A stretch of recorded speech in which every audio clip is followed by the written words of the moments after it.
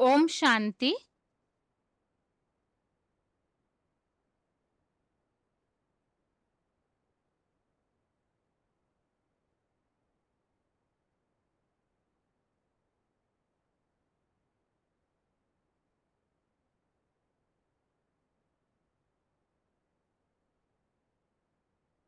भगवत गीता श्लोक क्लास में आज के क्लास में 8 प्रश्नों के उत्तर का टॉपिक है और इसमें हम आत्मा सो परमात्मा नहीं है तो आत्मा सो परमात्मा किसका गायन है, इस प्रश्न के उत्तर को समझ रहे हैं। इस प्रश्न का पहला हिस्सा आत्मा सो परमात्मा नहीं है, इसके बारे में अभी तक के क्लासेस में हमने जिन बातों को समझा है, सबसे पहली बात तो आत्मा सो परमात्मा, इस मान्यता का अर्थ भक्ति मार्ग में ऐसे माना जाता है कि सभी आत्माएं सो परमात्मा का स्वरूप है। वास्तव में ये भगवान सर्वव्यापी से जुड़ी हुई मान्यता है और जिस तरह से सभी में भगवान का स्वरूप माना जाता है, कण कण में भगवान का वास माना जाता है, इसी तरह से एक अलग रूप से सभी आत्माओं को भगवान मानना अर्थात आत्मा सो परमात्मा माना जाता है।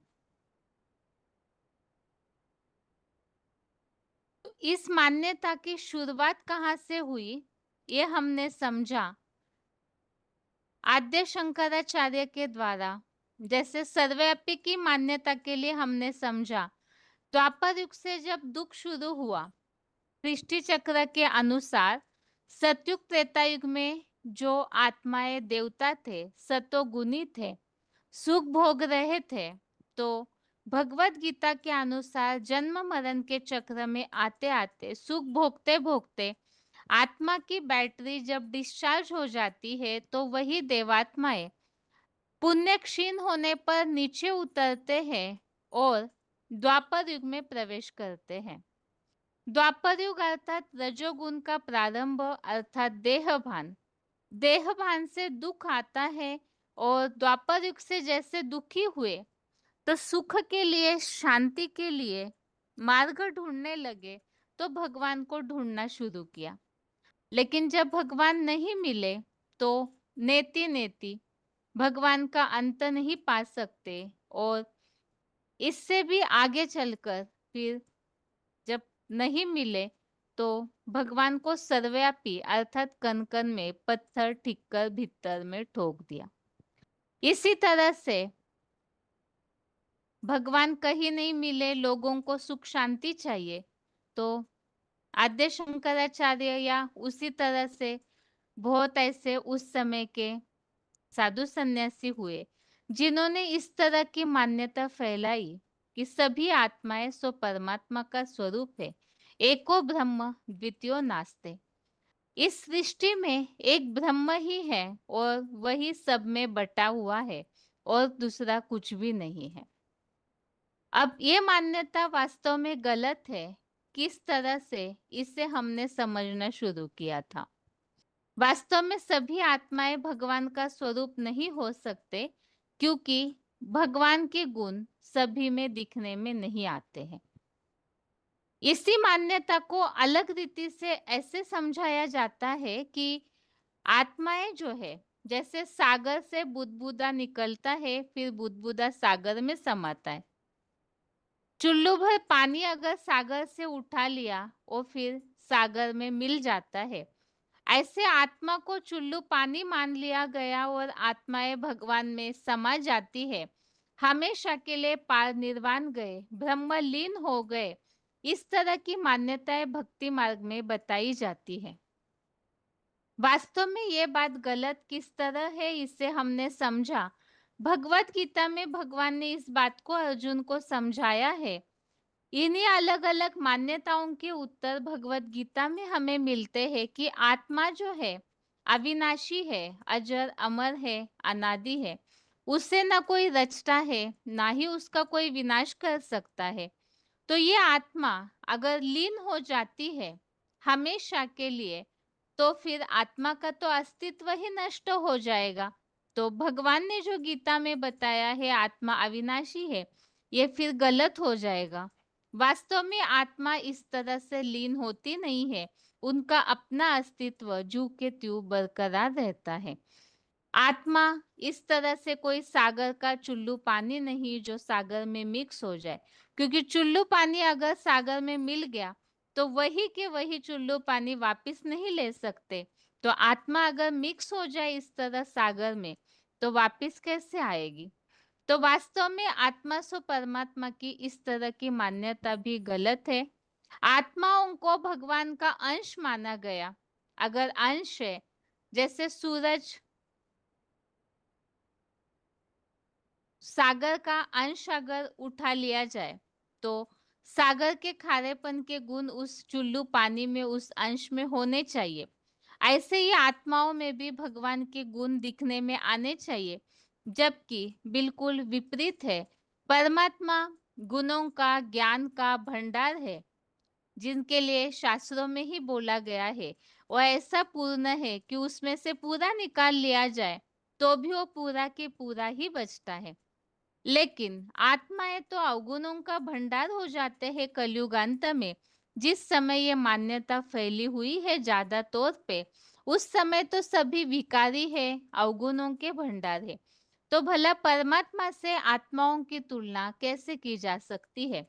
शब्द में ही उसका अर्थ छिपा हुआ है, परम आत्मा अर्थात श्रेष्ठ ते श्रेष्ठ आत्मा। अर्थात आत्माएं जितनी भी है उनकी तुलना में परम आत्मा श्रेष्ठ है, ऊंचे है। तो इससे तो ये स्पष्ट है कि आत्माएं जो है अलग है और परमात्मा अलग है। तो आत्मा सो परमात्मा नहीं हो सकता।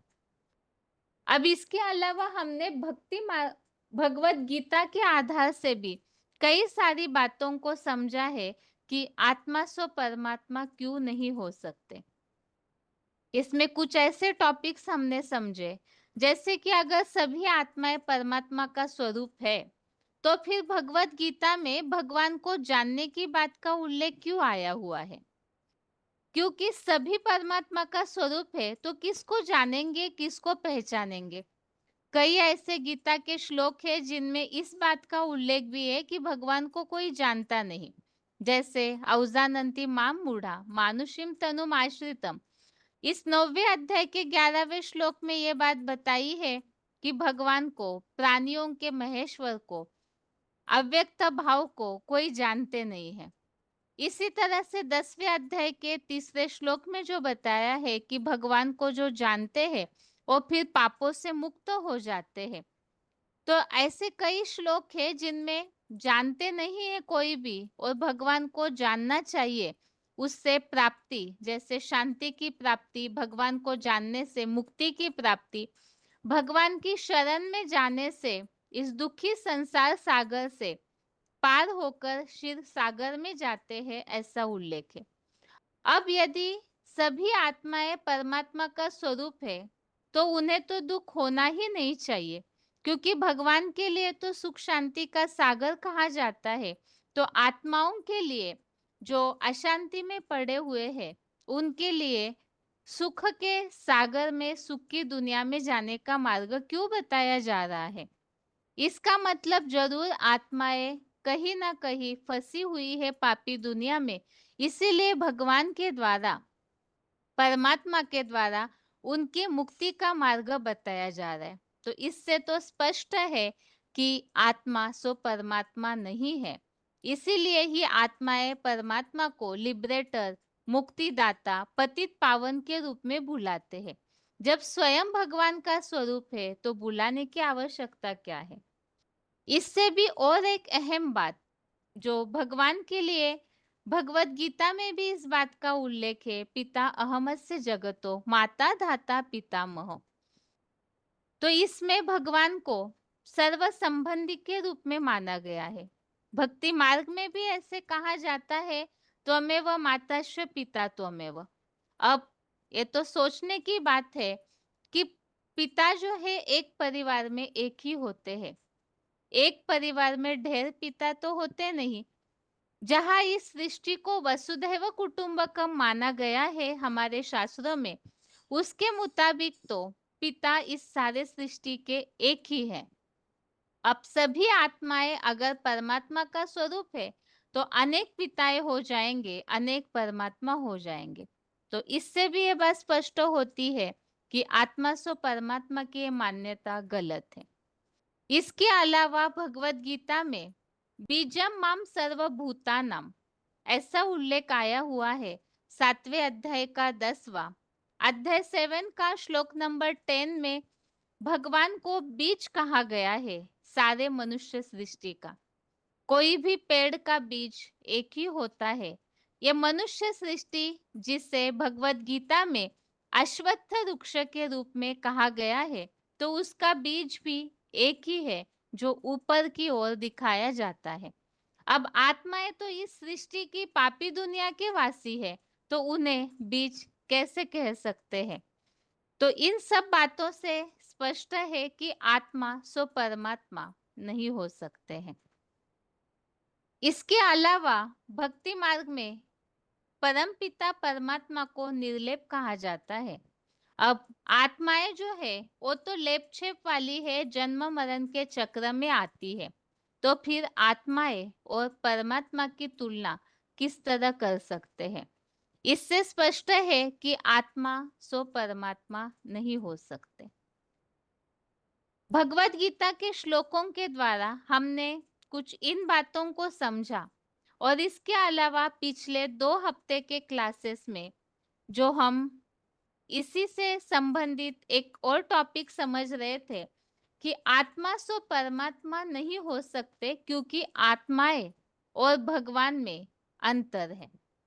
इस टॉपिक में हमने जैसे समझा कि परम पिता परमात्मा की आत्माएं सभी बच्चे हैं, इसीलिए ही जैसे भगवान का स्वरूप है ज्योति बिंदु स्वरूप, उसी तरह से आत्माओं का भी स्वरूप ज्योति बिंदु स्वरूप है।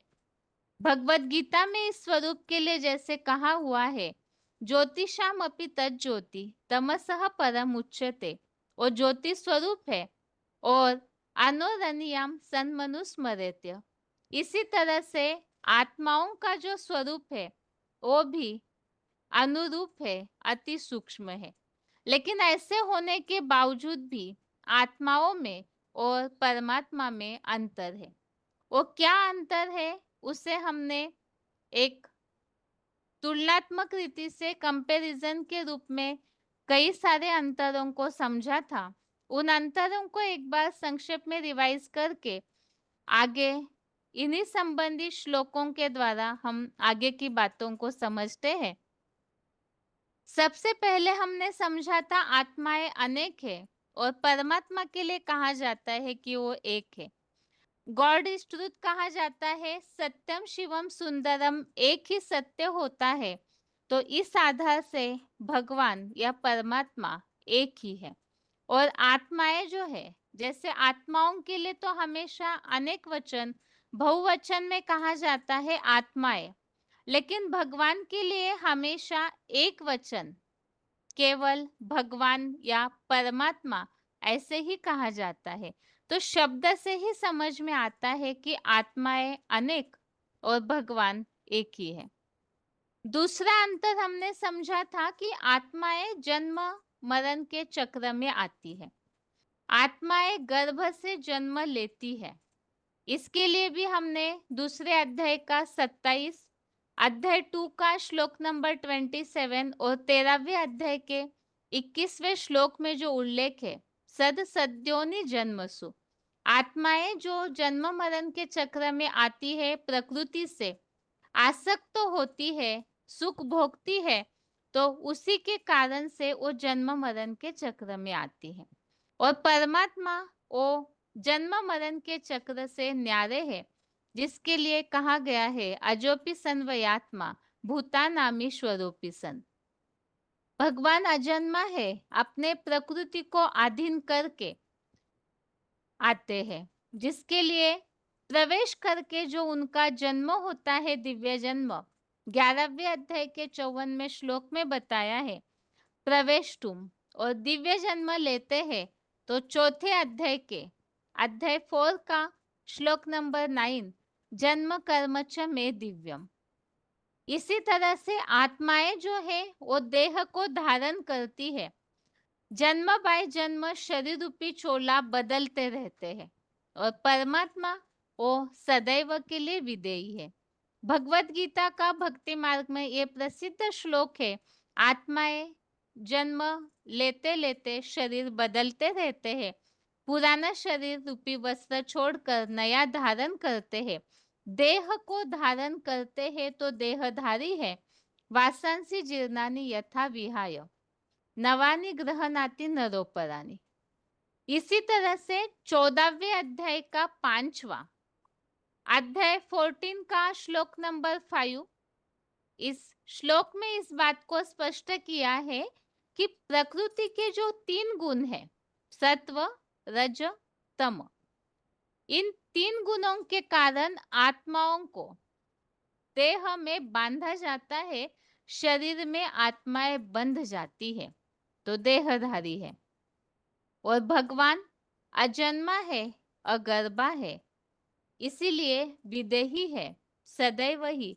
देह से विपरीत उनका अपना देह ही नहीं होता, क्योंकि वो भी अगर इस दुनिया में आकर देह के बंधन में आए तो सभी को छुड़ाने वाला कोई रहेगा ही नहीं, इसलिए वे सदैव ही विदेही है। चौथा अंतर हमने समझा था, आत्माएं भोगी है और परमात्मा अभोक्ता है।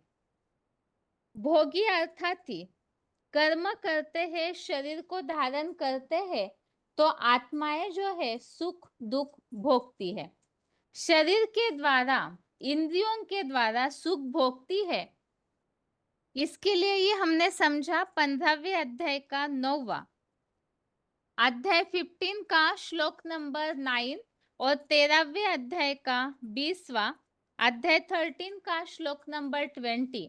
इन दोनों श्लोकों में आत्मा जो है विषय भोगों का सेवन करती है, प्रकृति के 3 गुणों के द्वारा भोगती है, ऐसा उल्लेख है। और परमपिता परमात्मा वो अभोक्ता है, अर्थात कर्म के बंधन में आते नहीं, इंद्रिया नहीं है, उनका अपना शरीर नहीं है, तो वो अभोक्ता है। इसके लिए हमने चौथे अध्याय का 14वां अध्याय 4 का श्लोक नंबर 14 समझा था, और 9वें अध्याय का 9वां अध्याय 9 का श्लोक नंबर 9। इन दोनों श्लोकों में भी इस तरह से बताया है कि न माम कर्माणि लिम्पन्ति न मे कर्म फले स्पृहा। भगवान जो है उन पर कर्मों का लेपछेप नहीं लगता, और ना ही वो कर्मों में कभी कर्म के फल में आसक्त होते हैं। तो कर्म का फल भोगना यही वास्तव में भोक्तापन है। आत्माएं आंखों से सुख भोगती है, कानों से सुनने का सुख भोगती है, मुख से स्वाद लेने का सुख भोगती है, हर इंद्रिय से आत्माएं सुख को भोगती है और दुख भी भोगती है, लेकिन भगवान का अपना शरीर नहीं, तो इसीलिए वे अभोक्ता है। और अगर जैसे दिव्य जन्म लेते हैं, प्रकृति को अधीन करके प्रवेश करके जो कार्य करते हैं, तो उस समय भी वो कर्मों में लिंपायमान नहीं होते, अनासक्त होकर उदासीन वत आसीनम, इस तरह से वो साक्षी दृष्टा की भांति कर्म करते हैं। 5वां अंतर हमने समझा था, आत्माएं करता है, कर्म धारा बिगर आत्माएं रह नहीं सकती, जिसके लिए बोला है प्रकृति के 3 गुणों के कारण आत्माओं को कर्म करने पड़ते हैं।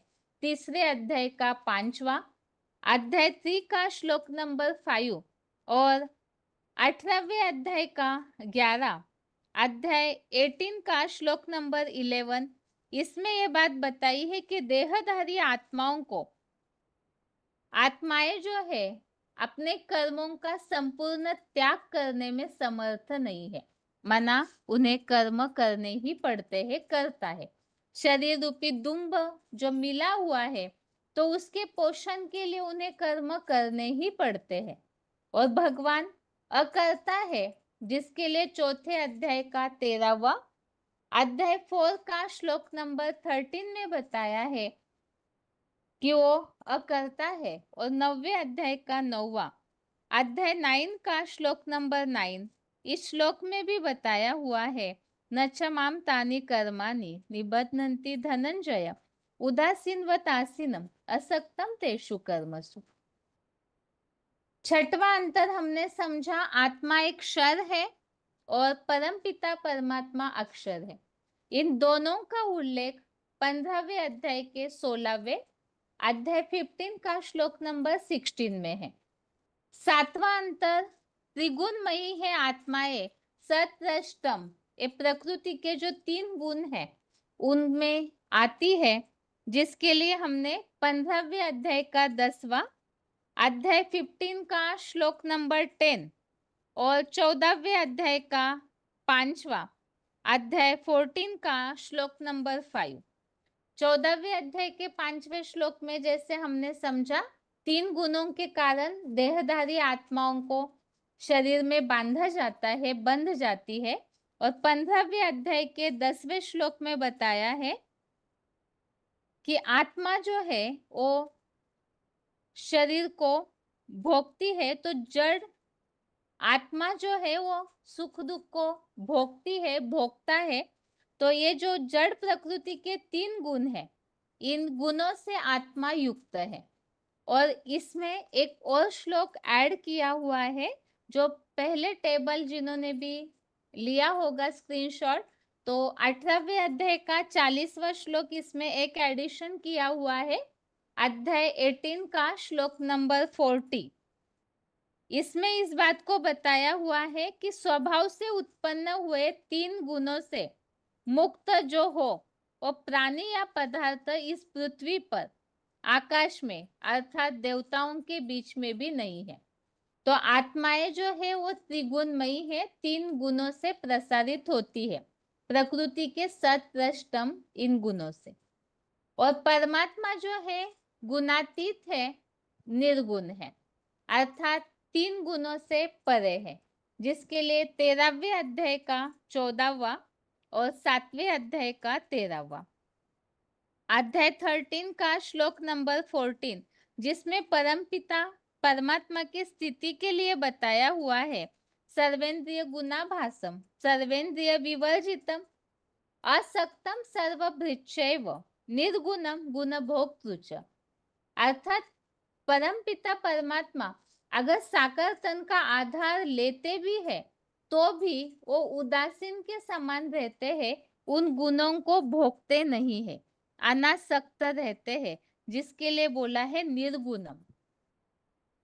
8वां अंतर हमने समझा था, आत्मा एक कर्म बंधन में आती है और भगवान कर्म बंधन से न्यारे है, जिसके लिए 5वें अध्याय का 12 अध्याय 5 का श्लोक नंबर 12, आत्माएं जो है वो कर्मों के बंधन में फंसती है और भगवान कर्म बंधन से न्यारे है, जिसके लिए 9वें अध्याय का 9वां और चौथे अध्याय का 14वां। 9वां अंतर हमने समझा था, आत्माएं अल्पज्ञ है, क्योंकि जन्म मरण के चक्र में आते आते भूल जाती है। और भगवान जो है वो जन्म मरण से न्यारे है, अभोक्ता है, कर्म बंधन से न्यारे है, अक्षर है, क्षरित नहीं होते हैं, तो भूलने की बात नहीं, तो त्रिकालदर्शी है, सर्वज्ञ है, जिसके लिए बताया है कि भगवान जो है वो सबके कालों को, तीनों कालों को जानते हैं। और भगवानी जो है वो आदि मध्य अंत के भी ज्ञाता है। और 10वां अंतर हमने समझा था, आत्माएं पक्षपाती है और भगवान पक्षपात रहित।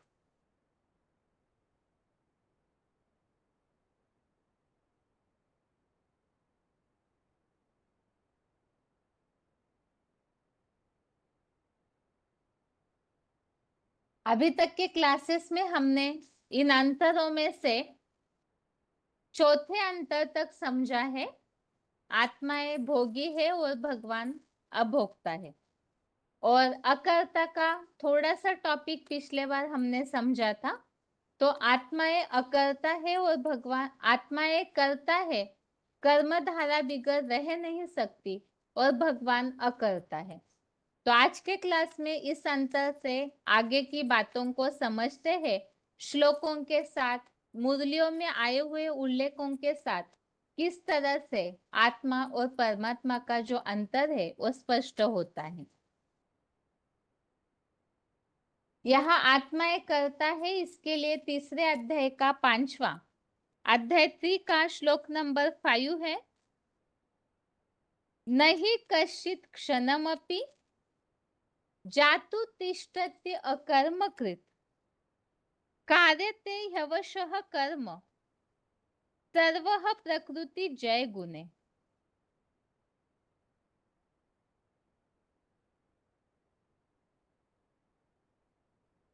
अर्थात निसंदेह कोई व्यक्ति क्षण भर भी मल मूत्र त्याग आदि अनिवार्य कर्म किए बिना नहीं रह पाता, क्योंकि प्रकृति से निर्माण हुए सत रज तम में से कोई भी प्रधान गुणों सहित ही इंद्रियों से बरबसी सब प्रकार के कर्म करने पड़ते हैं। अर्थात ये जो आत्माएं हैं, इन्हें बरबसी न चाहते हुए भी कर्म करने पड़ते हैं, सतोगुनी, रजोगुनी और तमोगुनी। जैसे सतयुग में देवात्माएं हैं, उन्हें भी तो आंखें हैं तो देखते हैं, हाथ है तो अपना कुछ ना कुछ कर्म करेंगे ही। बस अंतर इतना है कि वो सात्विक अवस्था है तो कर्मों में बंधेमन नहीं हो पाती, लेकिन शरीर से आत्मा परसेंटेजली सुख भोगती है तो नीचे तो गिरते ही है। और द्वापर और कलयुग अर्थात रज और तम, देहभान आने से तो सुख भोगते ही भोगते हैं। तो कोई भी ऐसा नहीं है जो प्रकृति के कनेक्शन में आत्मा आए और कर्म न करना पड़े, हठयोगी बन के रहे, ये हो नहीं सकता है। तो आत्मा एक कर्म करने के लिए बंधी हुई है, करता है, कर्म करती ही है। इसी बात को हम पॉइंट के द्वारा समझते हैं। वीसीडी नंबर 1808, वीसीडी नंबर 1808 भक्ति मार्ग की गीता में बोला है क्या? कर्म किए बिगर एक क्षण भी कोई नहीं ठहर सकता है। आंख खोलेंगे कि नहीं, देखेंगे कि नहीं देखेंगे? घ्राण इंद्रिय से, घ्राण अर्थात सूंघने की शक्ति, अर्थात नाक के लिए बोला हुआ है। घ्राण इंद्रिय से श्वास लेना छोड़ना करेंगे या नहीं करेंगे? कान से, कान भी तो इंद्रिय है, छोड़ेंगे या नहीं छोड़ेंगे? आवाज को ग्रहण करेंगे ना। तो कोई भी कर्मेंद्रिय हो, उस कर्मेंद्रिय की धारा को कोई नहीं रोक सकता। डिटैच होकर के लगातार के लिए बैठ नहीं सकता। तो कर्म तो करना है, क्योंकि इस कर्म धारा के बिगड़ रह नहीं सकते। अगला पॉइंट है, अगर इंद्रिया है भी तो सभी मनुष्य मात्र को इंद्रिया तो है। इंद्रियों के बिगड़ कर्म धारा तो चलेगी नहीं।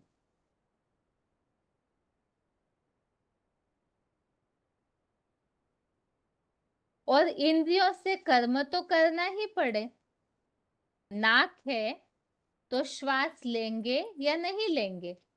कान है तो आवाज सुनेंगे या नहीं सुनेंगे? आंखें हैं तो देखेंगे या नहीं देखेंगे? तो कर्म धारा बिगड़ कोई रह ही नहीं सकता। VCD number 2245, VCD number 2245।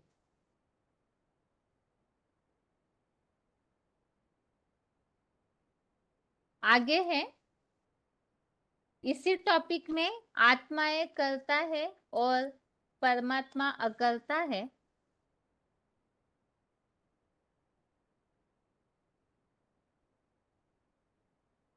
इसके लिए 18वें अध्याय का 11, अध्याय 18 का श्लोक नंबर 11, आत्मा एक कर्ता है, कर्मों में बंधी हुई है।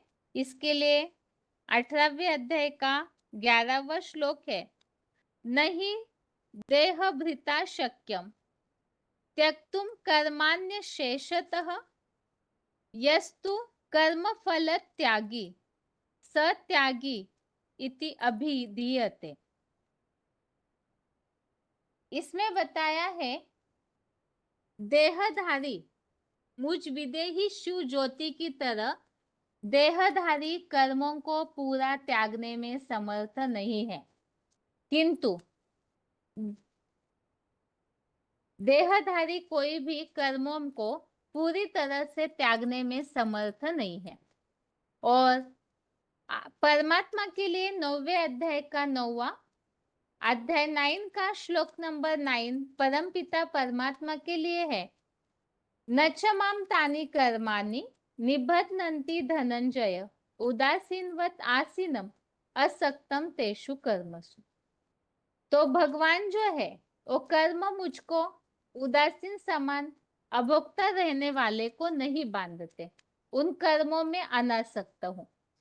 मनुष्य कर्मों को त्यागने में समर्थ नहीं है, लेकिन भगवान को अकर्ता इसलिए बोला हुआ है क्योंकि वो कर्मों के बंधन में नहीं आते, फल के प्रति भी कर्म फल की इच्छा के भी त्यागी है और कर्मों के प्रति भी वो उदासीन समान रहते हैं, अभोक्ता रहते हैं, साक्षी होकर के करते हैं।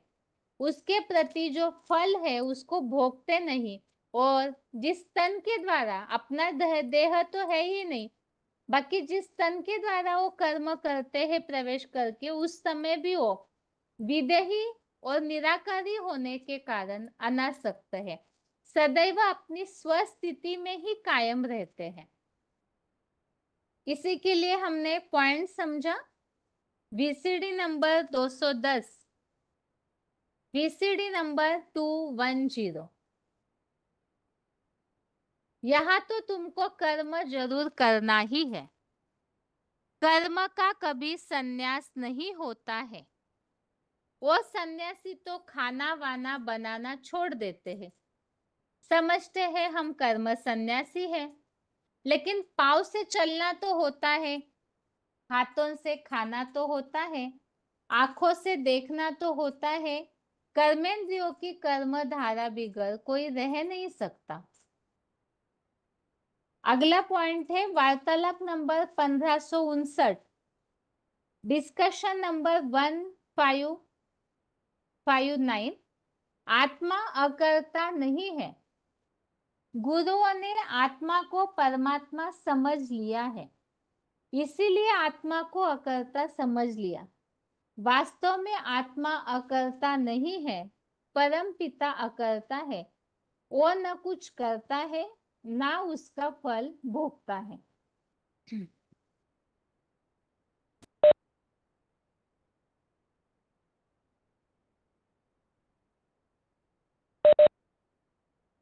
आगे है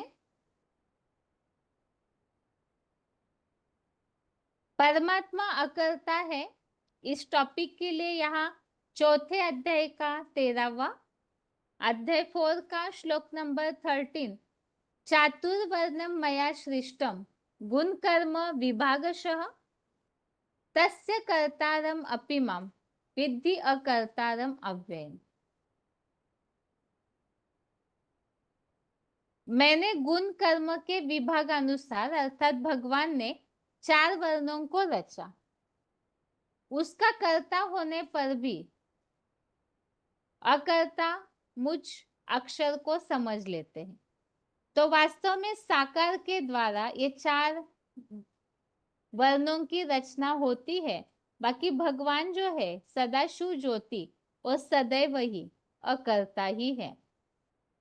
इसी संबंधित पॉइंट कि परमपिता परमात्मा सदैव अकर्ता है, VCD number 29, VCD number 29, supreme soul. Supreme soul कुछ करता नहीं है, न अच्छा करता है न बुरा करता है। अच्छा करे तो उसको पुण्य लगे, और बुरा करे तो उसको पाप लगे। न तो उसको पुण्य लगता है, न उसको पाप लगता है, इसीलिए उसको शरीर भी नहीं मिलता, नहीं होता। तो जिसको पाप और पुण्य लगता है वही मास्टर कहा जा सकता है। मास्टर सर्वशक्तिवान। मास्टर सर्वशक्तिवान का मतलब ये हुआ कि प्रैक्टिकल में वो आत्मा कार्य करने के भी निमित्त बनती है। शिव सुप्रीम सोल करता नहीं कहा जाता, वो करता है या अकरता है? अकरता है। तो परमात्मा जो है वो ना अच्छा करते हैं ना बुरा करते, क्योंकि अच्छा करे या बुरा पाप पुण्य का लेप लगेगा, तो उन्हें पाप पुण्य का लेप लगता ही नहीं है, तो वो अकरता है। इसी तरह से वीसीडी नंबर 2417, वीसीडी नंबर 2417, वो जो स्वयं कहता है ब्रह्म वाक्य मुरली में, मैं न पूज्य बनता हूं न पुजारी बनता हूं। पूज्य बनूं तो मुझे पूज्य बने योग्य देवताओं के श्रेष्ठ कर्म करने पड़े। अगर पूज्य बनते हैं तो देवताओं की तरह कर्म करने पड़ेंगे। मैं न श्रेष्ठ कर्म करता हूं न भ्रष्ट कर्म करता हूं, मैं करता हूं ही नहीं। मैं करता हूं या अकरता हूं, तो वो अकरता है। मैं देवात्मा बनकर के सुख भोगता ही नहीं, मैं भोगता हूं या अभोक्ता हूं, तो भगवान अभोक्ता है। तो इस तरह से हमने समझा भगवान किस तरह से अकरता है। भगवान न श्रेष्ठ कर्म करते न भ्रष्ट कर्म करते, अर्थात तो इस कर्मों के लेप छेप में बंधायमान ही नहीं होते। साकार तन में आने पर भी वो उदासीन की तरह रहते हैं, तो इसीलिए अकरता है। आगे है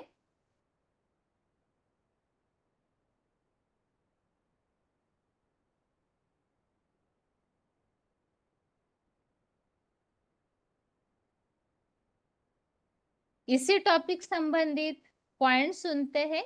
आत्माएं करता है, वार्तालाप नंबर 1295, डिस्कशन नंबर 1295, 1 घंटा 3 मिनट, 1 आवर 3 मिनट्स के बाद से लिया हुआ पॉइंट। कर्म धारा बगैर रहा जा सकता है? पांव हैं तो चले बगैर रहेंगे? हाथ हैं तो किए बगैर रहेंगे? रहेंगे। गीता में भी ये लिखा हुआ है, जो मनुष्यों ने गीता लिखी है, कि कर्मधारा को रोका नहीं जा सकता।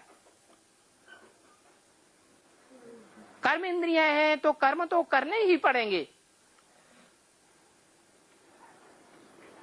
नाक है तो सांस लिए बगैर रहेंगे? आंख है तो देखे हुए रहेंगे? कान है सुने हुए बगैर रहेंगे? नहीं रहेंगे। ये हमने आत्माओं के लिए समझा कि आत्माओं को कर्म करने पड़ते हैं, कर्म धारा बिगड़ रह नहीं सकते। अगला पॉइंट है परमात्मा अकर्ता है। BCD number 420, BCD number 420, 12 minute 12 minutes के बाद से लिया हुआ पॉइंट।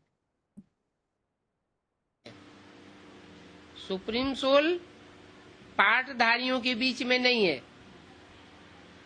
वो तो अकर्ता है, अभोक्ता है, असोचता है।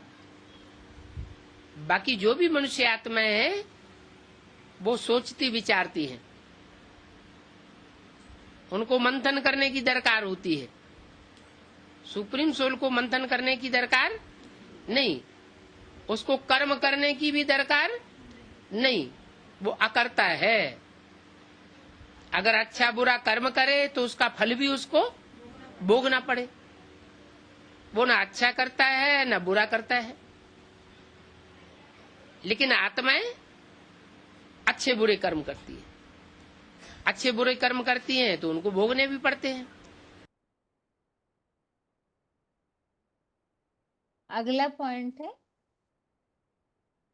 परमात्मा अकर्ता है। BCD number 2342, BCD number 2342, 49 minute 49 minutes के बाद से लिया हुआ पॉइंट।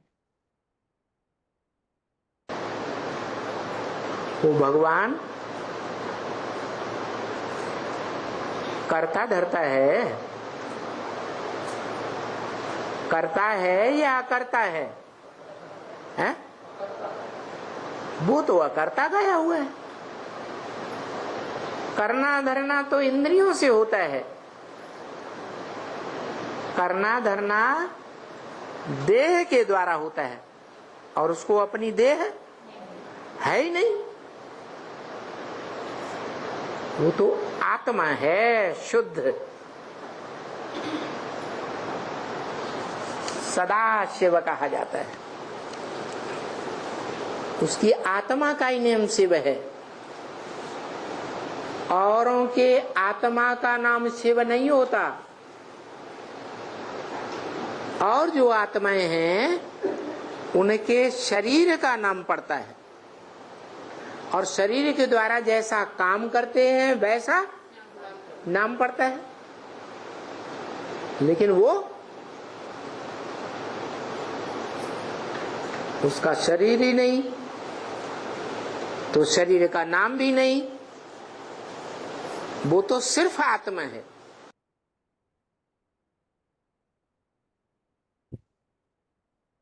आगे है, अगला पॉइंट हम समझते हैं।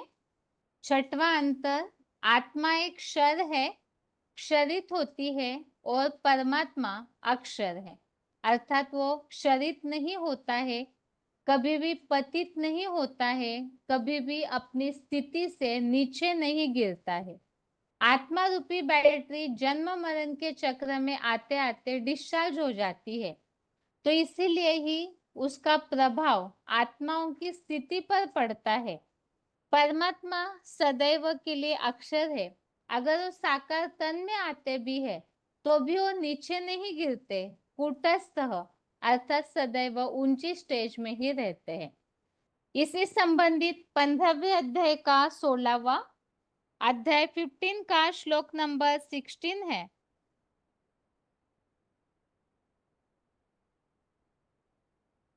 द्वाविमो पुरुषो लोके, क्षरश्चा क्षर एव च, क्षरः सर्वाणि भूतानि, कूटस्थः अक्षर उच्यते।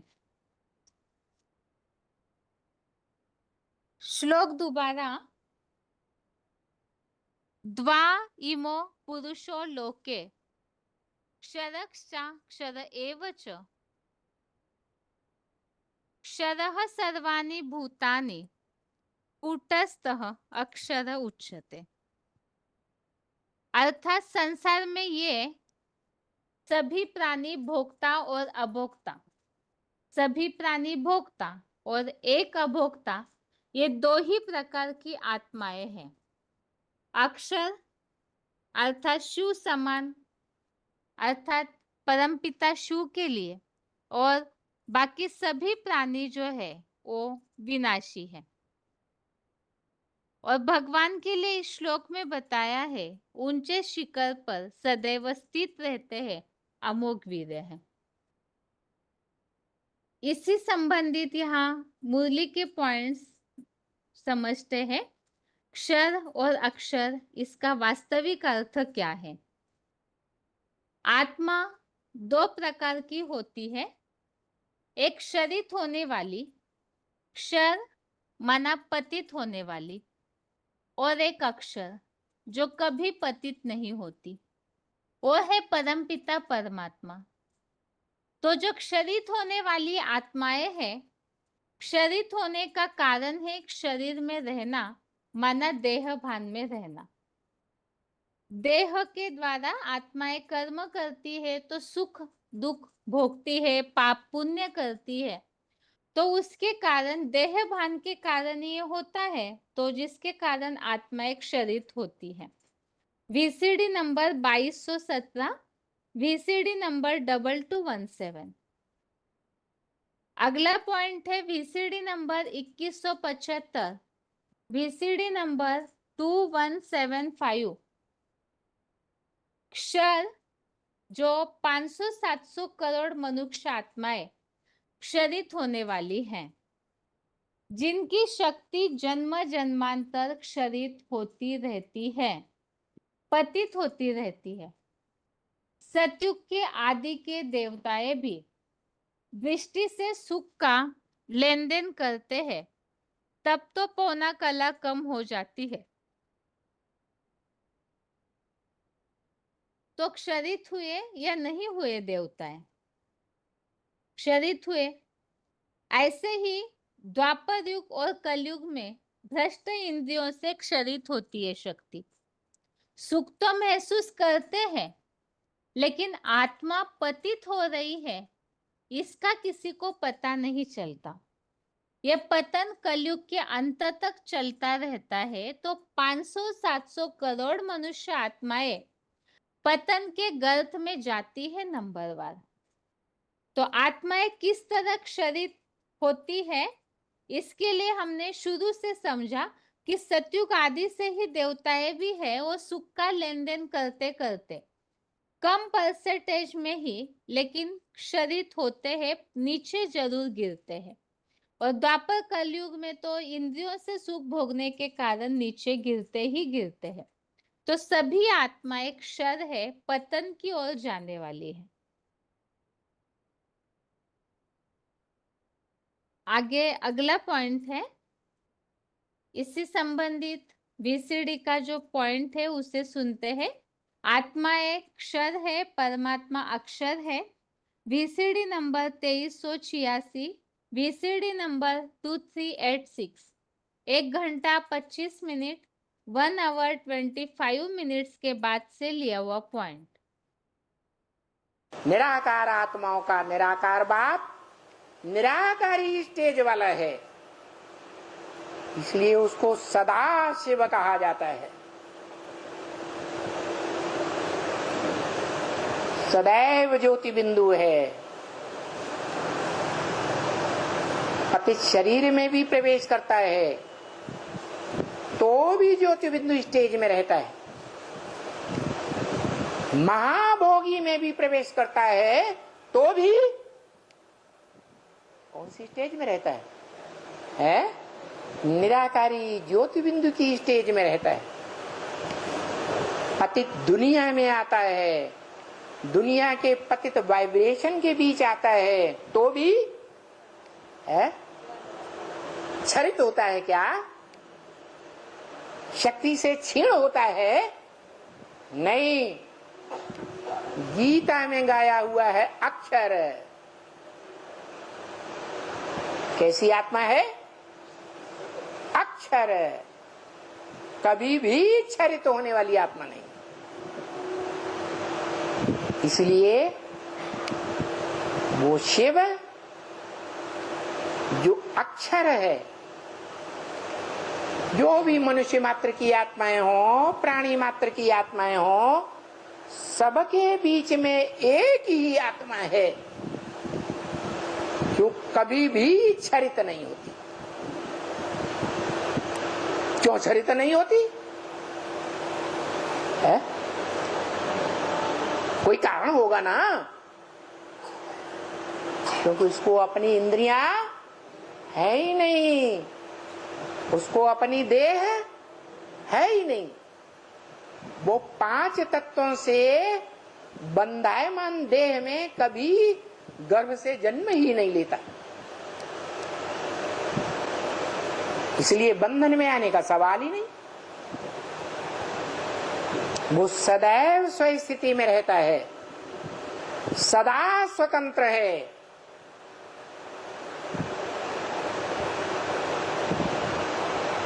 परंतु इस सृष्टि में जब आता है,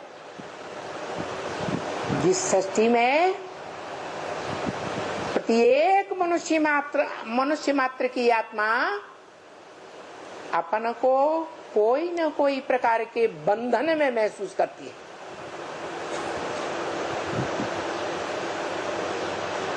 ऐसी जीवन बंध आत्माओं को जीवन मुक्त बनने का तरीका सिखाने आता है।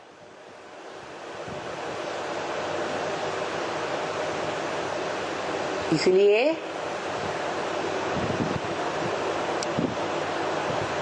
वो सत्य है, शिवम है, कल्याणकारी है। और वो सत्य का तरीका एक को ही क्यों सिखाता है?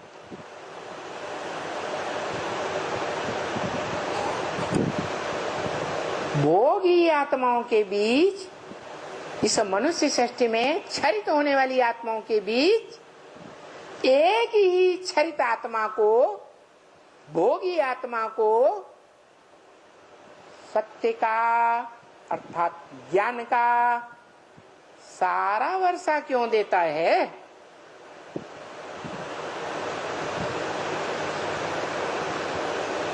पक्षपाती है क्या है? जो पक्षपाती होते हैं वो नीच होते हैं या ऊंच माने जाते हैं? नीच होते हैं। वो तो ऊंचे ते ऊंचा बाप है, वो कैसे पक्षपात कर सकता है?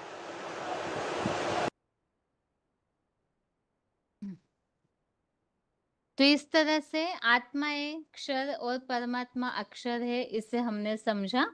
अभी आगे है अगला टॉपिक, सातवां अंतर है आत्मा एक त्रिगुणमयी है, परमात्मा गुणातीत और निर्गुण है। तीन गुणों के लिए तो काफी लंबे समय से हम समझ रहे हैं, सत, रज और तम। ये त्रिगुण है और प्रकृति से उत्पन्न होते हैं और इसी के द्वारा जैसे जैसे इन गुणों की प्रधानता होती है वैसे आत्माएं उन गुणों के प्रभाव से कर्म करते हैं। तो आत्माएं इन गुणों के प्रभाव में आते हैं, इसके लिए ही आत्माएं त्रिगुणमयी है। 18वें अध्याय का 40, अध्याय 18 का श्लोक नंबर 40 है।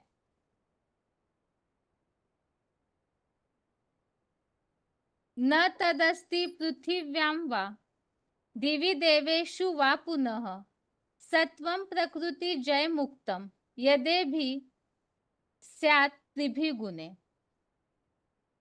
तो इस श्लोक में बताया है प्रकृति से उत्पन्न हुए इन तीन गुणों से मुक्त भूत, भविष्य व वर्तमान में जो हो वह प्राणी या पदार्थ द्वापर से विस्तृत 7 महाद्वीपी समूची पृथ्वी में अथवा वैकुंठ धाम व देवलोक में भी नहीं है। तो इन तीन गुणों से मुक्त कोई भी नहीं है, अर्थात सतयुगी दुनिया में सतोगुण प्रधान होता है, द्वापर युगी दुनिया में रजोगुण प्रधान होता है और कलयुगी दुनिया में तमोगुण प्रधान होता है और उससे बंधायमान मनुष्य आत्माएं कर्म करती है। तो त्रिगुणमयी है। 14वें अध्याय का 5वां अध्याय 14 का श्लोक नंबर 5 है, सत्वं रजः तमः इति गुणा प्रकृति संभवा निबध्नन्ति महाबाहो देहे देहिनम अव्ययम। अर्थात है दीर्घ बाहु, सत्वगुण, रजो और तमोगुण काल क्रमानुसार ये त्रिगुणात्मक रहने वाले ये प्रकृति रूप भी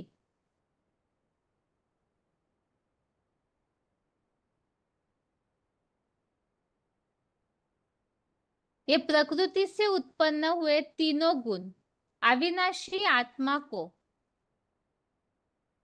देह रूप, तात्विक देह रूप अविनाशी पिंड में भली भांति बांधते हैं। तो इस श्लोक में इस बात को स्पष्ट किया है कि ये तीनों गुण जो है काल क्रमानुसार, अर्थात जैसे काल चक्र चलते रहता है, तो ये तीन गुणों में रहने वाले प्रकृति में ही ये तीन गुण है और वो अविनाशी आत्मा को इस देह में बांध देते हैं। आत्मा जैसे ही प्रकृति के कनेक्शन में आती है, अर्थात शरीर को धारण करती है, वैसे ही धीरे धीरे प्रकृति से अटैच होने के कारण इन तीन गुणों के द्वारा कर्म करती है, कभी सात्विक कर्म, कभी रजोगुणी, कभी तमोगुणी। और इसी के कारण इन गुणों में बंधेमान अटैचमेंट होने के कारण शरीर में आने के लिए आत्मा बंधी हुई है। तो आत्मा त्रिगुणमयी है। इसी संबंधित point VCD number 2203, VCD number 2203। भगवान को तो शांति का सागर कहा जाता है, सुख का सागर कहा जाता है। वो कभी क्षीण होता ही नहीं। वो निर्गुण निराकार गाया हुआ है, माना त्रिगुणातीत है। इस सृष्टि की हर आत्मा, हर वस्तु, यह समुची सृष्टि ही पृथ्वी, जल, वायु, अग्नि, आकाश सब इन तीन गुणों से आवर्तन करते हैं। आवर्तन अर्थात उसके चक्र में आते रहते हैं। जैसे चक्र कंटिन्यू घूमता है, तो ऐसे ही तीन गुणों में इस सृष्टि की आत्माएं हो, वस्तु हो, पांच तत्व हो, ये तीन गुणों के चक्कर में घूमते रहते हैं। दुनिया की हर चीज पहले सतो प्रधान, बीच में तमो प्रधान, अंत में बीच में रजो प्रधान और अंत में तमो प्रधान बन जाती है।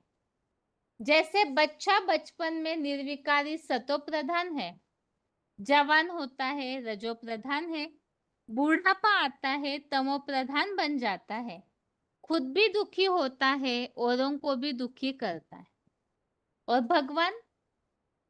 भगवान तो जन्म मरण के चक्र में ही नहीं आता, कभी क्षरित होता ही नहीं, तो त्रिगुणातीत कहा जाता है।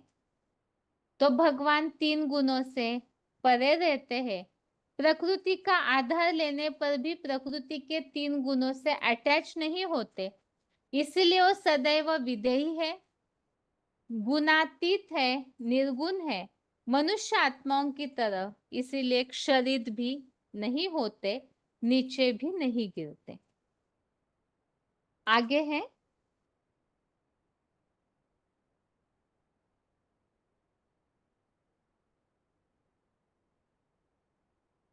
आत्माएं जो है वो तीन गुणों से युक्त है। इसके लिए ही 13वें अध्याय का 21, अध्याय 13 का श्लोक नंबर 21 देखिए। पुरुषः प्रकृति स्तोयी भुंक्ते प्रकृति जान गुणान कारणम गुण संगोस्य सद सद्योनि जन्मसु। अर्थात चेतन आत्मा प्रकृति में स्थित प्रकृति से पैदा हुए तीन गुणों को भोगता है। गुणों में आसक्ति या लगाव इस आत्मा के सत असत योनियों में जन्म का एकमात्र कारण है। आत्मा प्रकृति के तीन गुणों को भोगती है। जैसे सतयुग में हमने समझा सत्व गुण है, तो सात्विक रूप से, जैसे एडवांस कोर्स में ये बात हम समझते हैं कि आंखों का सुख लेते हैं, सात्विक जो ज्ञानेंद्रिया है उसका सुख लेते हैं। जैसे नेचुरल वहां प्रकृति रहती है, तो जो पेड़ों में लगे हुए फल है उसे तो खाती है, तो सात्विक रूप से सुख तो भोगती है। और द्वापर युग जैसे ही आया, देहभान आता है, तो देहभान के कारण ये सुख भोगने में परिवर्तन हो जाता है। तो द्वापर युग से फिर कर्मेंद्रियों के द्वारा सुख भोगने लगते हैं, कर्म में आते रहते हैं, और कलयुग में इतने तमो प्रधान बन जाते हैं कि सब कुछ अपने देह के प्रति ही करते हैं। संकुचित भावना निर्माण होती है अज्ञान के कारण। तो ये 3 गुणों को हर समय आत्मा भोगती है, अलग अलग समय पर अलग अलग रूप से। तो इसी के कारण जन्म मरण के चक्र में बंध जाती है। तो त्रिगुणमयी है। 15वें अध्याय का 10वां अध्याय 15 का श्लोक नंबर 10 श्लोक है, उत्क्रामंतम स्थितम वापि भुंजानम वा गुणान्वितम विमूढ़ा नानु पश्यन्ति पश्यन्ति ज्ञान चक्षुषः। इस श्लोक में बताया है, उत्क्रामंतम स्थितम वापि भुंजानम वा गुणान्वितम, अर्थात देह छोड़ते या धारण करते भी अथवा विषय भोग भोगते हुए भी इस त्रिगुण युक्त आत्मा को, तो आत्मा को कोई देख नहीं सकते हैं, बाकी आत्मा इस तरह से त्रिगुण वही है, 3 गुणों से युक्त है, तो इसीलिए भोगती भी है। इसी संबंधित point VCD number 1656, VCD number 1656।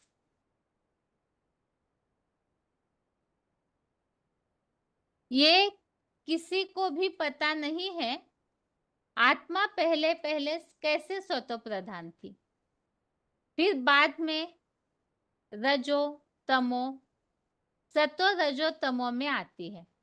उनसे पूछो ऐसे क्यों होता है भी या नहीं होता है, ये भी नहीं जानते। तुम तो जानते हो कि हम सब आत्माएं पहले सत धाम में थी। सत धाम से जब इस 5 तत्व वाली सृष्टि में आते हैं, तो प्रकृति के 3 गुणों से गुजरना पड़ता है। प्रकृति के 3 गुण हैं सत रज तम। सृष्टि भी 3 स्टेज से गुजरती है। आत्माएं जब पहले पहले सत धाम में से आती है, तो सतो प्रधानता का पाठ बजाती है। कोई भी धर्म की आत्मा क्यों न हो, पहले सतो प्रधान सुखी रहेगी, बाद में रजो प्रधान बनेगी और अंत में तमो प्रधान। तो कारण क्या हुआ? सतो प्रधान आत्मा जो सत धाम से आई, वो सतो से तमो बन गई, क्योंकि ये प्रकृति ही 3 तत्वों से गुजरती है। तो उनको पता नहीं है कि आत्मा कैसे कैसे पहले सतो प्रधान, फिर रजो सतो रजो तमो में आती है।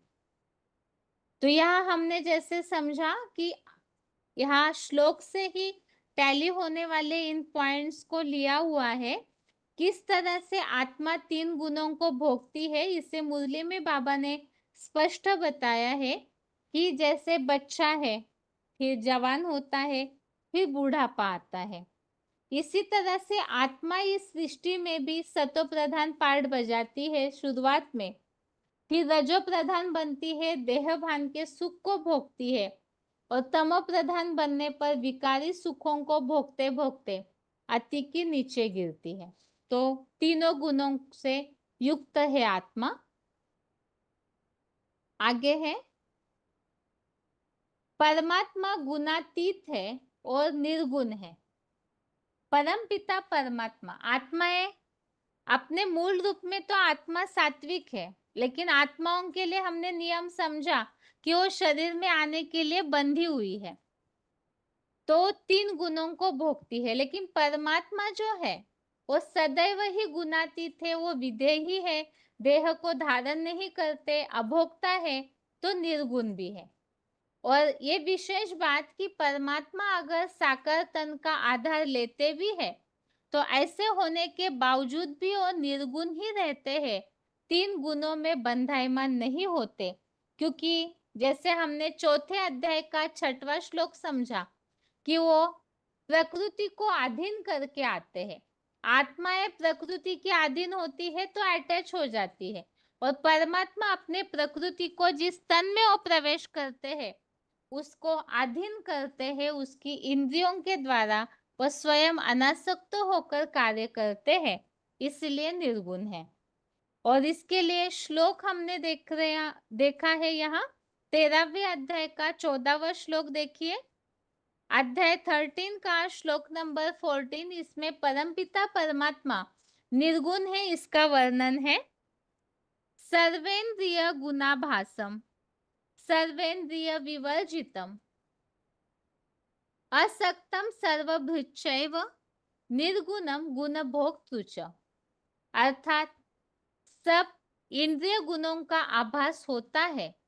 जिस रथ में प्रवेश करते हैं उसके द्वारा इंद्रियों के गुणों का आभास होता है, फिर भी मन बुद्धि से जैसे भूली हुई। इंद्रियों के द्वारा जो कर्म करते हैं उसकी भासना तो उन्हें रहती है, लेकिन फिर भी मन बुद्धि से वो इंद्रिय जैसे भूले हुए, सब इंद्रिय विहीन और सदाकाल निराकारी स्टेज वाला कोई में भी अनासक्त होते भी प्राणी मात्र का पोषण करता है, वह निर्गुण है। और मुकर्रर रथ वो जो शरीरधारी है वो गुणों को भोगता है, लेकिन परम पिता परमात्मा उस तन में भी इंद्रियों को जैसे भूले हुए अनासक्त की तरह रहते हैं। तो निर्गुण अर्थात कोई गुण नहीं, तो इसका मतलब वास्तव में वैसे तो परमपिता ज्ञान गुण शक्तियों के भंडार है, लेकिन यहाँ निर्गुण या गुणातीत इस हिसाब से कहा है कि जो प्रकृति के सत्वष्टम गुण है जिससे आत्माओं का पतन होता है, तो उनसे परमात्मा सदैव परे रहते हैं। VCD number 2004, VCD number 2004। भगवान को तो शास्त्रों में भी कह दिया है गुणातीत, त्रिगुणातीत, सत्वष्टम इन गुणों के बंधन में आने वाला नहीं है। VCD number 2499, VCD number 2499। ज्ञान सूर्य तो जो शिव है और 3 गुणों से परे है, गुणातीत है, उसमें 3 गुणों का असर होता ही नहीं। अगला पॉइंट है VCD नंबर 1366, VCD नंबर 1366। निराकार तो निर्गुण है, निर्गुण के गुण नहीं होते हैं, गुण देवताओं के होते हैं, और निर्गुण है इसलिए निरंजन कहा जाता है। अंजन माने काजल, काली माँ का उसको कोई लेप छेप नहीं लगता।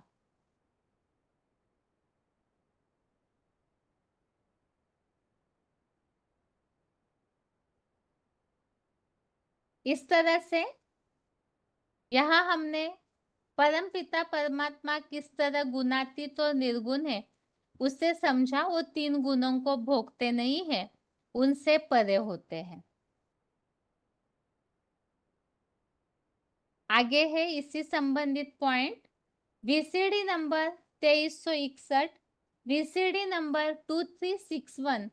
1 घंटा 18 मिनट 1 आवर 18 मिनट के बाद से लिया हुआ पॉइंट। जो निराकार बाप है, निर्गुण है, निराकार गाया हुआ है, तो उसमें गुण और अवगुण होंगे या साकार में गुण और अवगुण होंगे?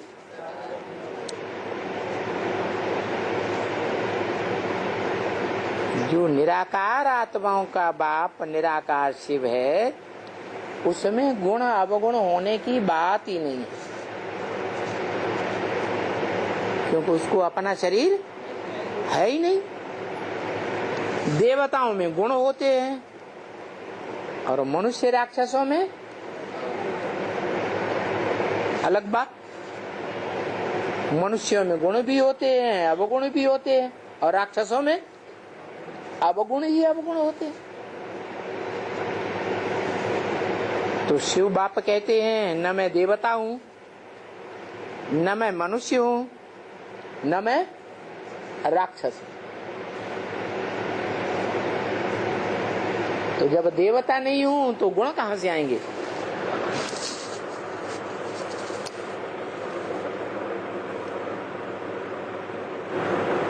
मेरा शरीर ही नहीं है, न राक्षस का, न मनुष्य का, न देवता का।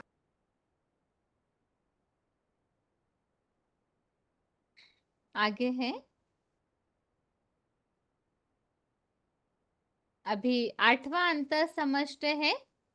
आत्माएं जो है वो कर्म बंधन में आती है और परमात्मा कर्म बंधन से न्यारे है, कर्मों के बंधन में नहीं आते हैं। पिछले हफ्ते के क्लास में भी एक टॉपिक हमने इसी संबंधित समझा था।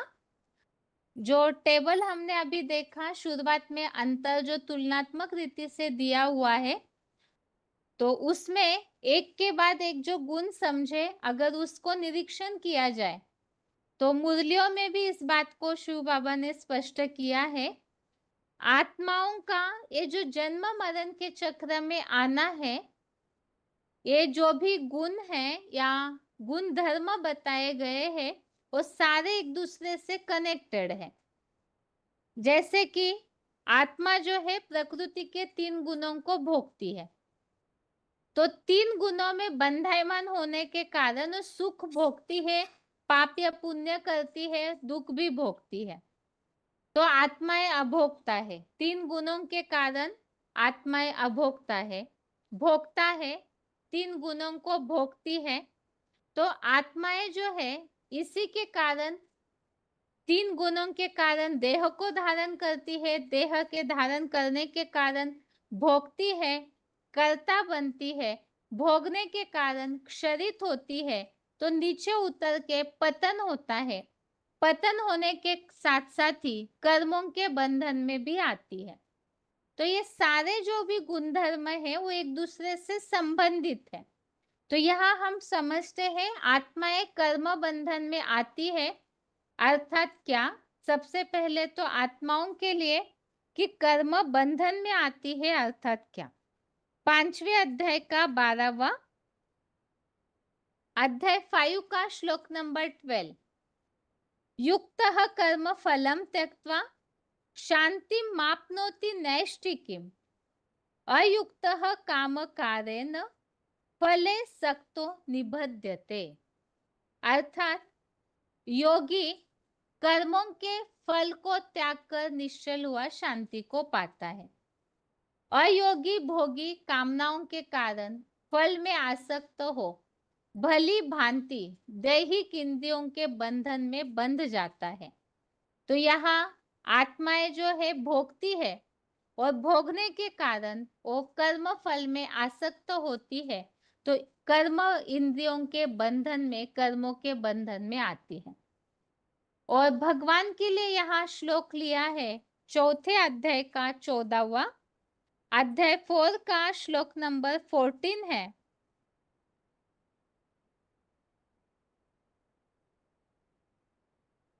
न माम कर्माणि लिम्पन्ति न मे कर्म फले स्पृहा इति माम यो भी जानाति कर्म भिर्न सबध्यते। तो इसमें बताया है मुझको अच्छे बुरे कर्मों का बंधन है, न मुझे कर्मों के फल में कोई इच्छा है। ऐसे भली भांति मंथन करके जो मुझ निर्लिप्त को जान लेता है वो भी कर्मों में नहीं बनता। तो इसमें बताया भगवान कर्मों के बंधन में नहीं आते, ना अच्छे कर्मों के ना खराब कर्मों के बंधन में आते हैं, तो कर्म बंधन से न्यारे है। इसी संबंधित वार्तालाप नंबर 1395, डिस्कशन नंबर 1395। और सब आत्माएं जो है वो तो जन्म मरण के चक्र में आती है, लेकिन आत्माओं का बाप है वो सब आत्माओं के पार्ट के मुकाबले तूरिया है, अलग थलग है, इसलिए उसको तूरिया कहते हैं। और जो आत्माएं हैं वो सब भोगी है। एक आत्मा सुप्रीम सोल ऐसी है जो भोगी नहीं है, इसलिए तूरिया है। आत्माएं जो है वो कर्मों के बंधन में आती है। एक आत्मा ऐसी भी है जो सभी कर्मेंद्रियों से कर्म भी करती है, कर्म करके दिखाती भी है, लेकिन उनके बंधन में नहीं आती, इसीलिए तुरिया है।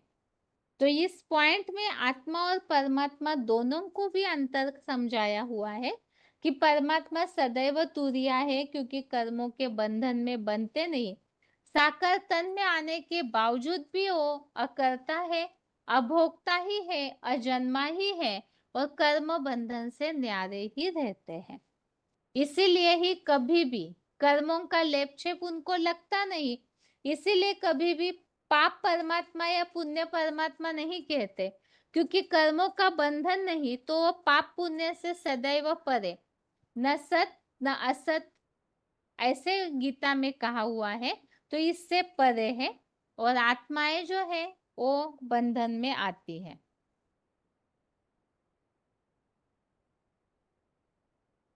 आगे इसी संबंधित भगवान जो है वो कर्मों के बंधन में नहीं आते। 9वें अध्याय का 9वां अध्याय 9 का श्लोक नंबर 9, न च माम तानि कर्माणि निबद्धन्ति धनंजय उदासीनवत आसीनम असक्तम तेषु कर्मसु। वे कर्म मुझको उदासीन समान अभोक्ता रहने वाले को बांधते नहीं, उन कर्मों में देहभान रहित विधेयी होने से, निराकारी होने से अनासक्त हूं। और 13वें अध्याय का 21 ये आत्माओं के लिए, अध्याय 13 का श्लोक नंबर 21, पुरुषः प्रकृति स्तोयी भुंक्ते प्रकृति जान गुणान कारणम गुण संगोस्य सदसद्योनि जन्मसु। आत्मा जो है वो प्रकृति में स्थित, प्रकृति से पैदा हुए 3 गुणों को भोगता है और इन गुणों में आसक्ति या लगाव इस आत्मा के सत असत योनियों में जन्म का कारण है। तो जन्म मरण के चक्र में आने का कारण बताया है कि वो कर्म बंधन में बंधती है, अर्थात 3 गुणों को भोगने के कारण कर्मों के बंधन में बंधती है। तो आत्माएं बंधन वाली है, परमात्मा सदैव कर्म बंधन से न्यारे है, परम धाम में है तो न्यारे है ही। इस सृष्टि पर आने पर भी वो ऐसे उदासीन समान न्यारे रहने का पार्ट बजाते हैं। तो इसीलिए सभी के स्नेही होने के बावजूद भी भगवान सबसे न्यारे हैं, कर्म बंधन में आते नहीं हैं।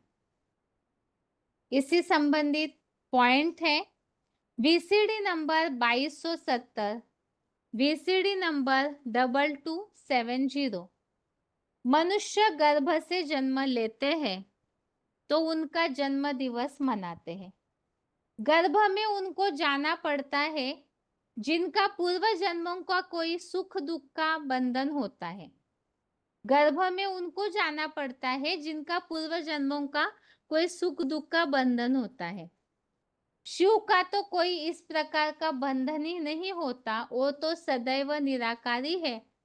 इस दुनिया में देह में प्रवेश करता है तो भी निराकारी स्टेज में रहता है, इसीलिए अकर्ता गाया जाता है, क्योंकि आत्मिक स्थिति में जो कर्म किए जाते हैं उनका कोई कर्म बंधन नहीं बनता।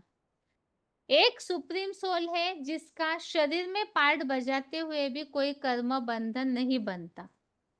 गर्भ जेल से या गर्भ महल से जन्म नहीं होता, न सुख का बंधन न दुख का बंधन। शिव का तो जन्म कभी होता ही नहीं है। तो इस तरह से आत्मा और परमात्मा का कनेक्शन या तुलनात्मक रीति से यहाँ बताया कि मनुष्य आत्माएं जन्म दिवस मनाती है, गर्भ से जन्म लेती है तो उनका पूर्व जन्मों का सुख दुख का बंधन है। परम पिता सदैव निराकारी है, 3 गुणों से परे है, तो इसलिए कर्म बंधन में बंधते नहीं है किसी के भी। तो कर्म बंधन से न्यारे है। तो इस तरह से यहाँ पॉइंट्स हमने समझे, और आज के क्लास में जैसे हमने 3 बातों को समझा। एक तो आत्माएं जो है वो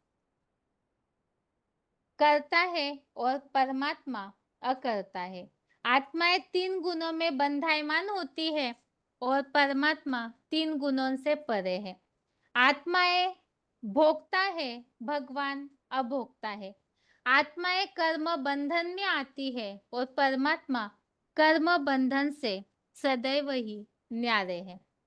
इससे संबंधित एक पॉइंट सुनते हैं और आज का क्लास पूरा करते हैं। परमात्मा कर्म बंधन में नहीं बंधता है।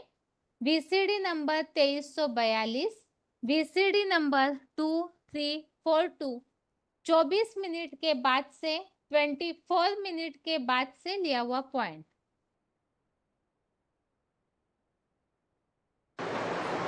तो वो तो स्वर्ग स्थापन करने वाला,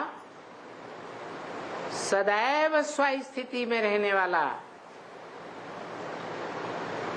वो तो एक ही परमपिता परमात्मा आत्माओं का बाप है, जो स्वस्थिति अर्थात आत्मिक स्थिति में सदैव रहता है। इस पतित दुनिया में आता है, पतित से पतित कामी कांटे में प्रवेश करता है, तो भी उसको संग का रंग नहीं लगता। इसलिए वो सदैव पावन है। जिनको संग का रंग लगता है, जिनकी मन बुद्धि रूपी आत्मा अटैचमेंट में आती है, लगाव झुकाव में आती है, वो फिर अनेक जन्म लेते रहते हैं, जन्म मरण के चक्र में आते रहते हैं।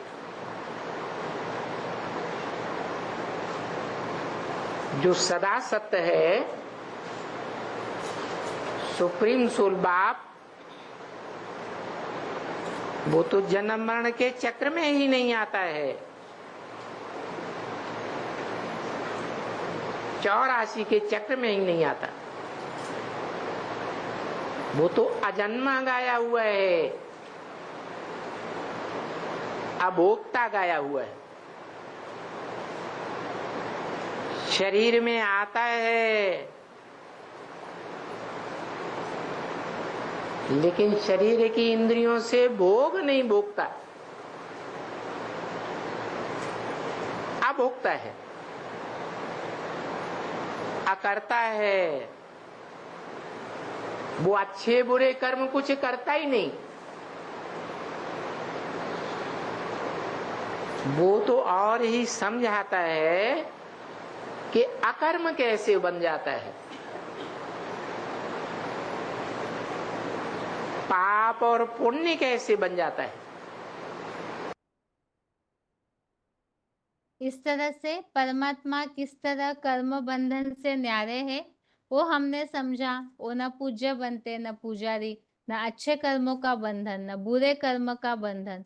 वो सदैव ही साकारी दुनिया में आने के बावजूद भी अपने प्रकृति को अधीन करके रखते हैं, प्रकृति के अधीन नहीं होते हैं।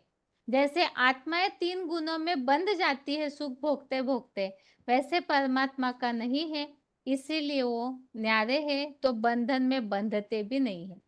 और वैसे भी परमात्मा अगर कर्म बंधन में बंध जाए, इसी सृष्टि पर रह जाए, तो इस दुनिया का उद्धार करने वाला कोई रहेगा भी नहीं। इस तरह से आज की क्लास में हमने आत्मा और परमात्मा में क्या अंतर है उसमें से अगले 4 टॉपिक को समझा है। और इसमें जैसे हमने समझा कि आत्माएं जैसे करता है, परमात्मा अकर्ता है। आत्माएं भोगता है, परमात्मा अभोक्ता है।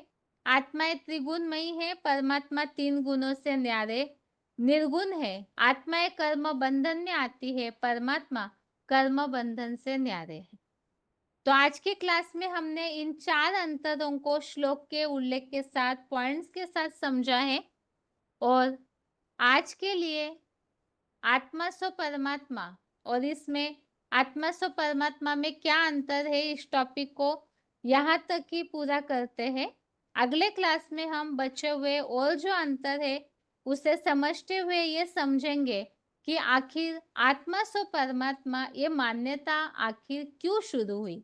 जब आत्मा सो परमात्मा नहीं है तो इस मान्यता का शुरू होने का कारण क्या है और इसका वास्तविक रहस्य क्या है। अभी आज के लिए गीता क्लास यहाँ ही पूरा करते हैं। ओम शांति।